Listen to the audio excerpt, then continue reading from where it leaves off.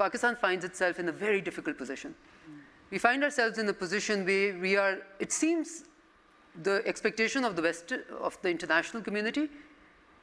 is superimposed on us at the same time as the expectation of what is now the interim Afghan government is also superimposed on us, and Pakistan finds itself carrying at the same time two briefs and not having the ability to articulate and put forward what is its own brief, what it is its own policy. So I would perhaps want to take a minute to be able to do that, because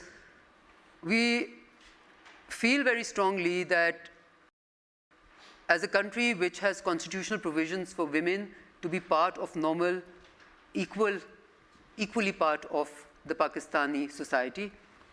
the Pakistani classrooms, the Pakistani parliament, the Pakistani banks, the Pakistani workspace. We find it obviously distressful that our sisters and women across the border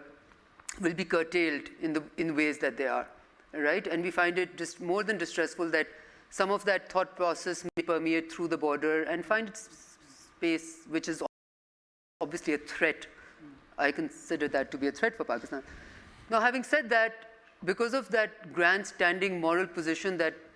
a lot of the international community also has and shares with Pakistan perhaps, shall we enable the complete implosion of the Afghan economy and also the starvation of the Afghan people so that we can hold our moral position? I find that to be equally threatening to us. So Pakistan feels threatened in some ways, and being in the space which we didn't want to own, which we don't choose for ourselves,